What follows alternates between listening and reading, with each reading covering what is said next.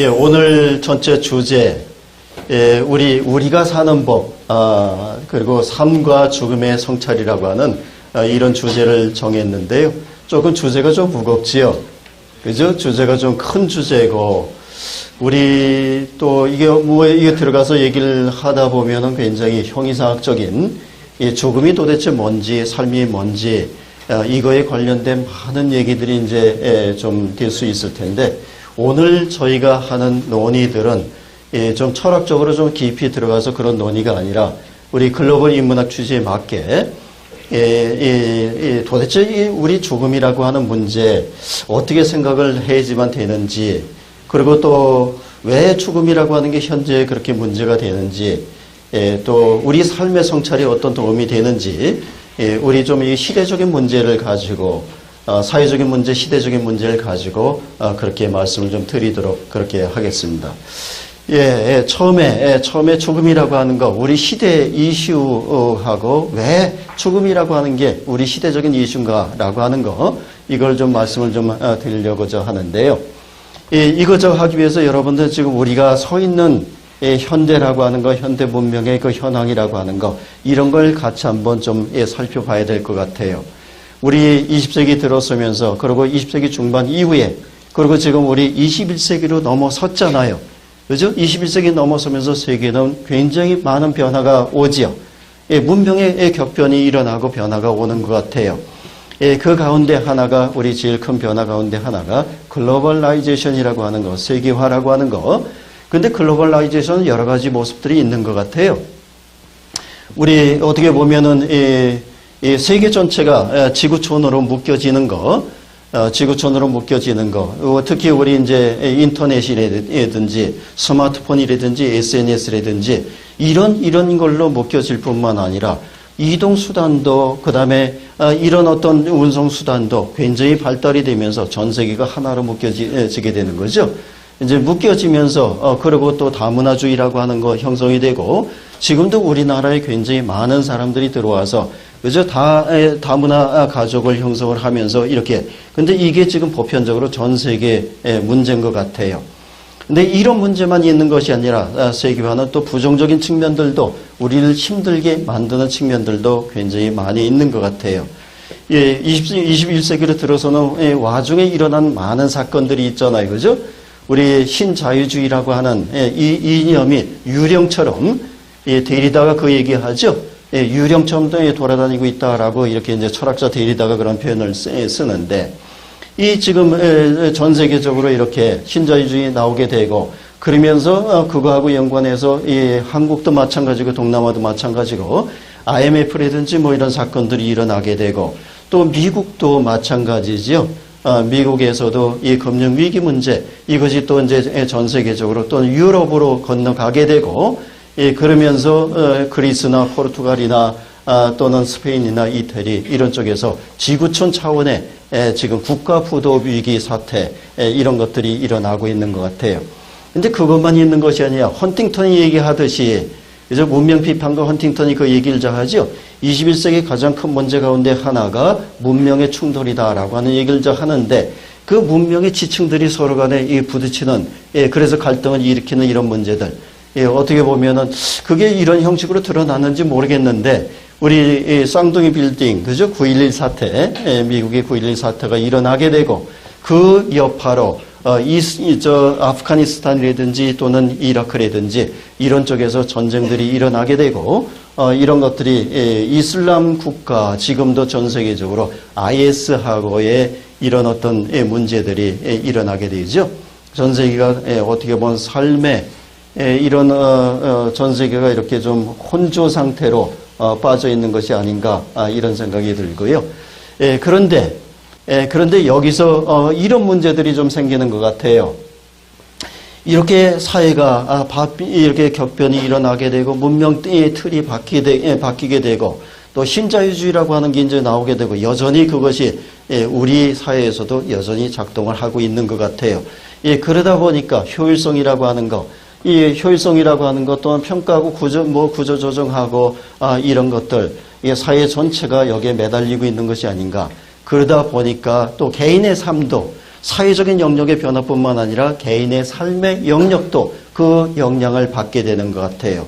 예, 개인의 삶도 어떻게 보면 사회적인 연관관계, 그죠? 연대성이라고 하는 거, 이런 것들이 깨지기 시작하고 이기주의화가 되게 되고 고립되게 되고 이런 현상들이 나오는 것 같아요. 사회적인 연대감이 파괴되는 이런 현상들이 이제 나오게 되고요. 이거 사회적인 증후들이죠. 이거하고 연관돼서 그러다 보니까 사회적인 연대성이 깨지게 되고 인간적인 삶에 대한 그거를 유지하고자 하는 이런 노력들보다도 개인주의화되는 이런 성향들, 이런 것들이 많아지게 되고 그러다 보니까 이혼율이 점점 증가되죠. 이혼율이 증가되면 그거로 인해서 또 가족 문제도 생기게 되고 가족의 해체 문제들도 이제 생기게 되는 거고요. 이제 그것뿐만 아니라 또 더 나아가서 자살률이나 이런 것들도 우리나라 상당히 지금 높잖아요. 그죠? OECD 국가 가운데서 2010년 자료인가 그 자료를 보면은 매일 43명 정도, 43.1 뭐 이렇게 되는데 하여간 거의 한 43명 정도가 자살을 하고 있다라고 하는 통계가 나와 있어요. 예, 상당히 높은 이런 수치인데 이제 그것뿐만 아니라 지금 이게 현대 사회, 우리 한국 사회가 특히 더 그런 것 같아요. 우리 현대사의 특징을 보면 이런 것 같아요. 하나는 뭔가 이렇게 분주해요. 바빠요.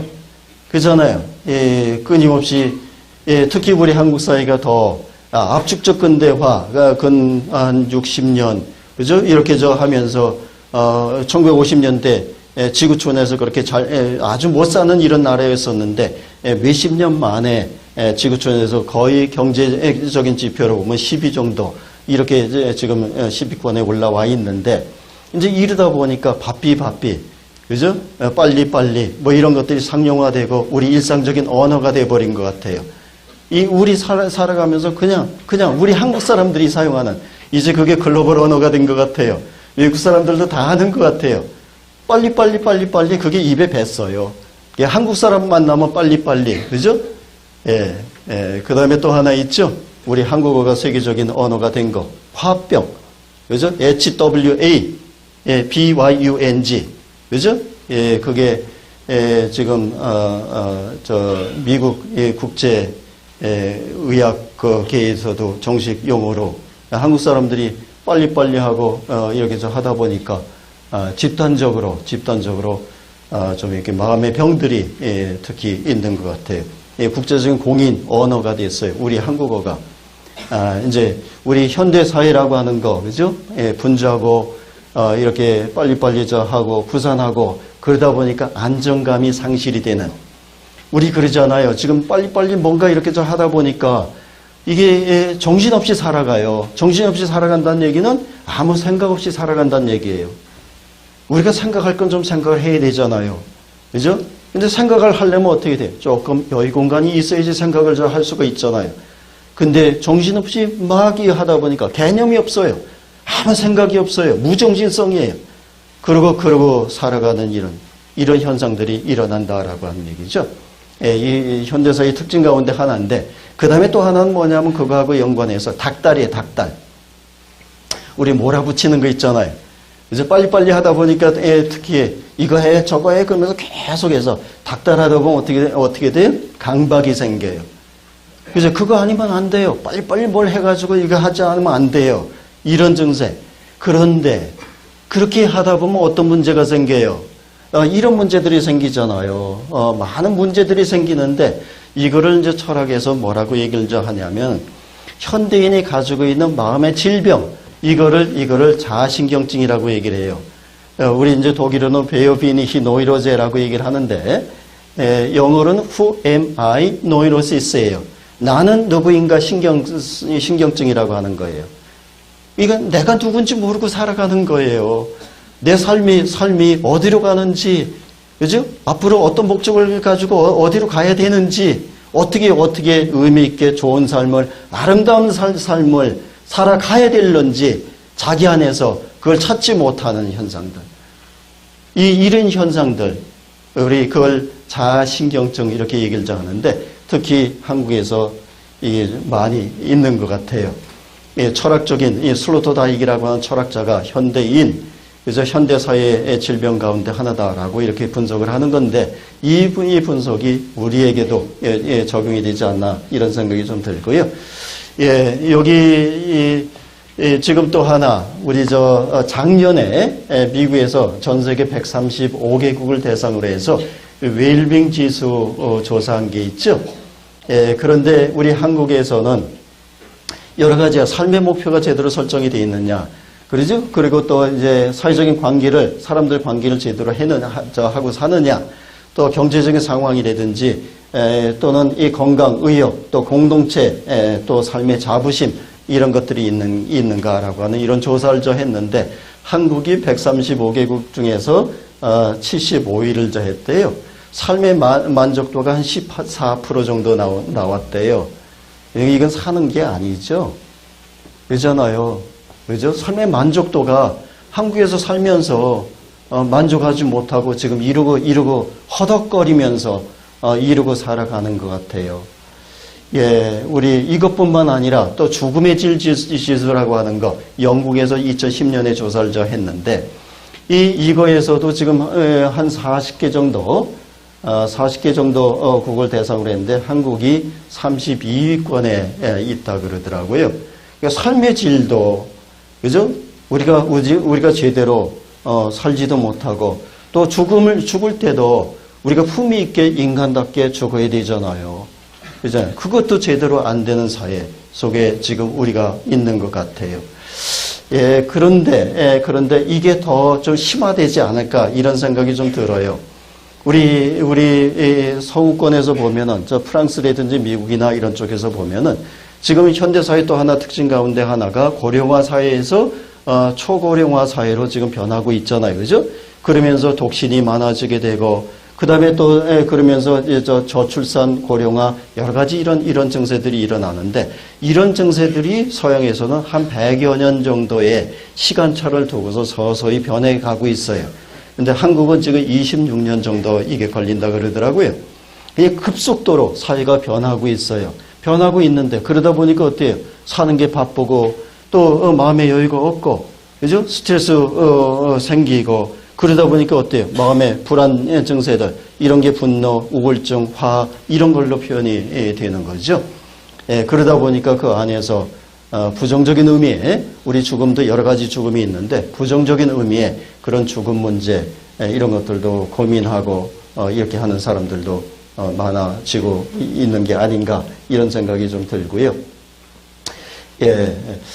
그 다음에 우리 이제 현대인의 삶과 죽음의 문제 다시 한번 그 문제를 좀 다룰 건데요. 현대인의 삶과 죽음의 문제 요거는 우리가 전체적으로 좀 다른 시각으로 좀 이렇게 좀 한번 봤으면 좋겠어요. 우리가 여태까지 이제 근대 문명이라고 하는 거 이런 것들이 어떻게 형성이 되고 또 거기에 어떤 문제들이 있는가라고 하는 거를 하나씩 좀 짚어보면서 요 문제로 좀 들어가도록 그렇게 할게요. 이 서양 근대 문명 그냥 만들어진 게 아니죠. 거기에는 이념적인 것도 있고요.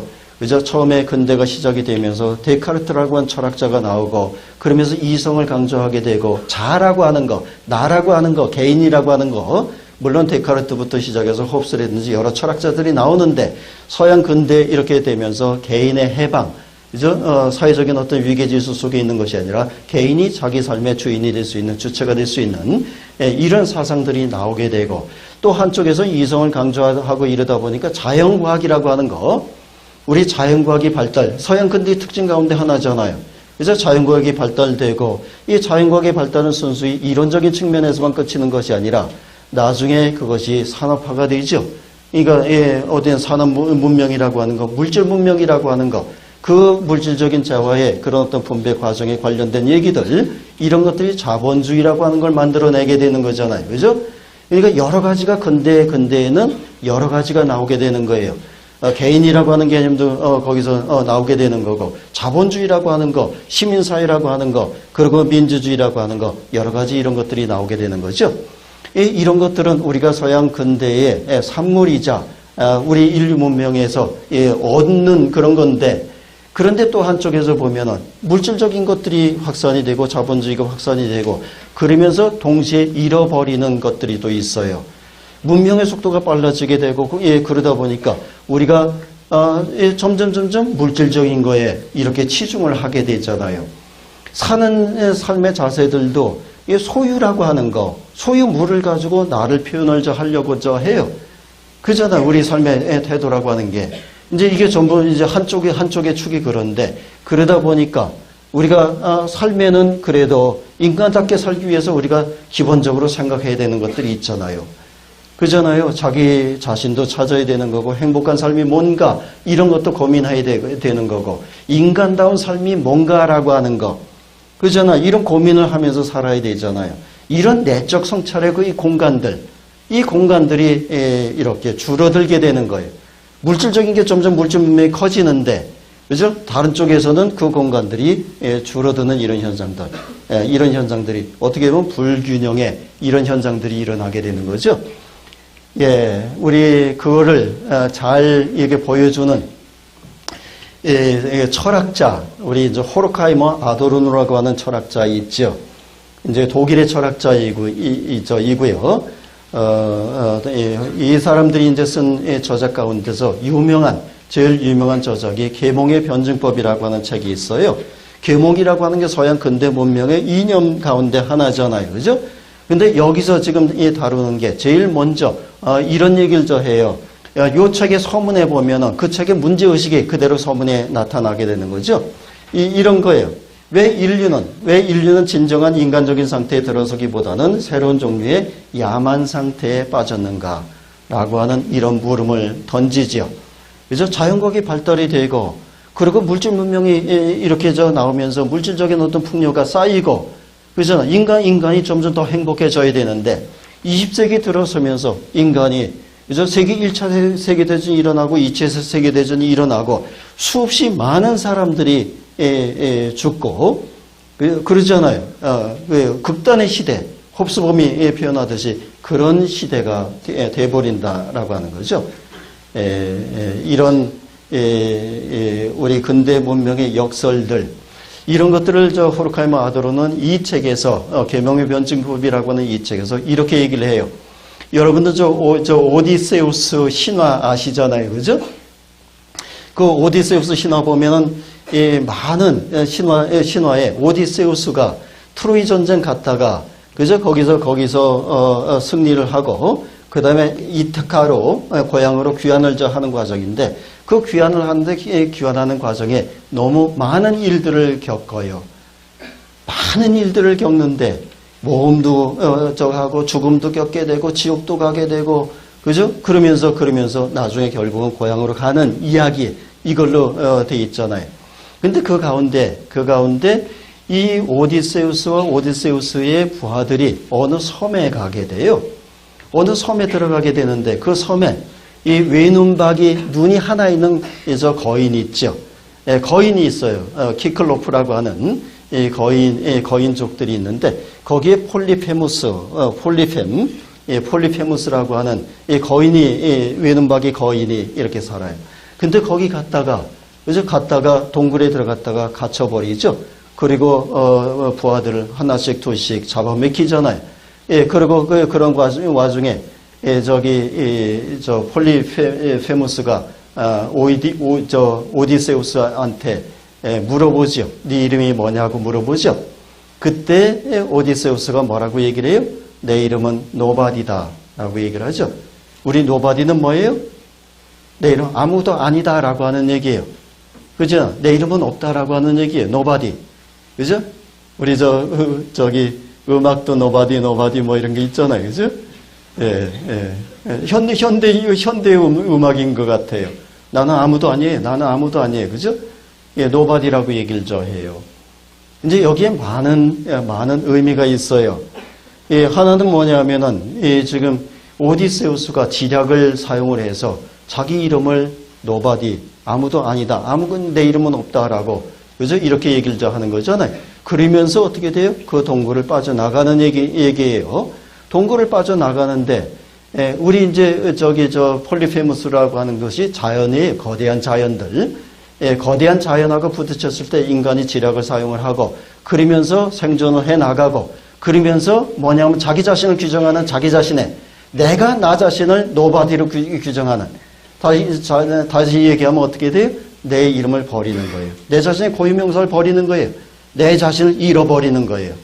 하나는 자연 속에서 취득을 하고 생존을 하고 많은 걸 얻어가는데 또 하나는 자기 자신을 버리는 거. 주체성의 상실이죠. 그잖아요. 나라고 하는 존재를 버리는 거예요. 내 삶의 의미 이런 것들 버리고 나는 그냥 생존만 하겠다라고 하는 거. 물질만 가지고 소유만 가지고 욕망만 가지고 이렇게 삶을 살아가겠다라고 하는 거. 이런 전략을 구사하면서 이렇게 하는 거죠. 그게 뭐냐면 호르카이머 아도르노라고 하는 이 철학자는 서양 근대 문명이 이런 구조로 돼 있다라고 하는 거죠. 그잖아요. 인간의 욕망이라고 하는 거, 그 욕망을 충족하는 게 인간의 삶이다라고 하는 거. 그죠? 물질적인 풍요 속에서 소유 속에서 자기 존재를 확인하면서 살아간다라고 하는 거. 그런데 또 한쪽에서 어떻게 나 자신을 잃어버리는 과정. 내가 왜 사는지, 어떤 게 행복한 삶인지, 인간다운 삶인지 이런 걸 잃어버리는 과정들. 이 과정들이 동시에 일어나는 거. 그죠? 서양 근대 문명이 그렇게 구성이 됐다고 얘기를 해요. 우리도 그거 하면서 그대로 지금 살아가고 있잖아요. 물질적인 거, 소유적인 거, 뭐 이런 거, 모든 자기 존재 자체를 그렇게 하면서 살아가고 있잖아요. 이런 어떤 근대 문명의 과정에 관련된 거. 우리 한쪽에서는, 그죠? 욕망이라고 하는 거, 또는 자아라고 하는 거, 이 영역 점점 확산을 시키는데 불균형이 일어나게 되는 거잖아요. 성찰의 공간들이 줄어들게 되고, 얇아지게 되고, 또 내면적인 또 그런 어떤 삶과 죽음에 성찰할 수 있는 이런 어떤 자리들도 소멸이 되고 이런 불균형 속에 우리가 있는 것이 아닌가 이런 생각이 들고요.